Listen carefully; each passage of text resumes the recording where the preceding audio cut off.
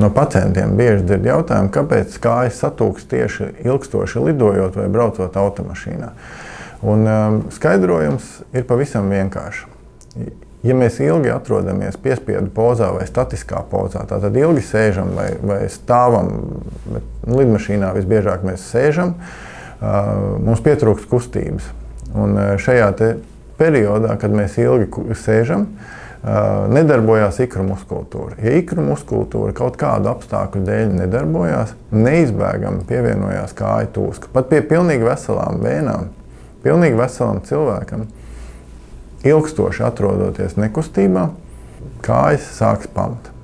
Ļoti svarīga ir kustība tieši potīšu locītavās, kad mēs ar pēdu paceļam un nolaižam uz leju, jo tad darbojās ikru muskulis, un ikru muskulis tiek arī uzskatīts par perifēru sirdi, kas nodrošina tieši venozo asins plūsmu.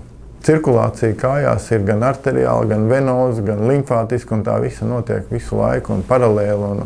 Un vēl viena lidmašīnās problēma ir tā, ka ir ļoti sauss gaiss. Mēs lidojot daudz zaudējam šķidrumu tieši izelpojot. Mēs ļoti daudz šķidrumu pazaudējam. Un tad, kad organisms zaudē šķidrumu, arī tas rada zināmas, izmaiņas.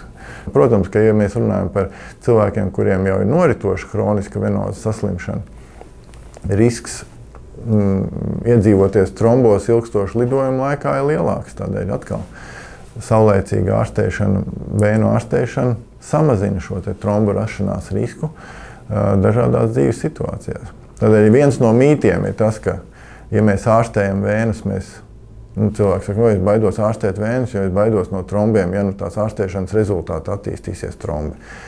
Protams, ka visa mūsu ārstēšana tiek veikta viena iemesla dēļ, lai šo trombozes risku samazinātu. Tad, ja mēs operējam kādu vēnu, mēs īstenībā samazinām trombozes risku.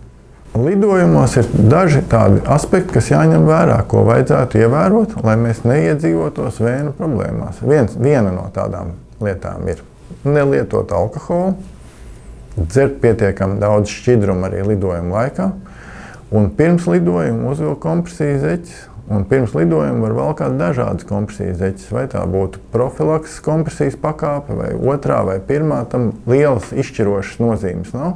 Parasti otro kompresijas pakāpi lieto tad, ja jau ir kāda hroniski noritoša vēnu saslimšana, un ja ir ļoti garš lidojums, mēģināt tomēr piecelties un pastaigāt pa lidmašīnu. Un tad mēs samazinām dažādu nevēlamu notikumu risku līdz minimumam.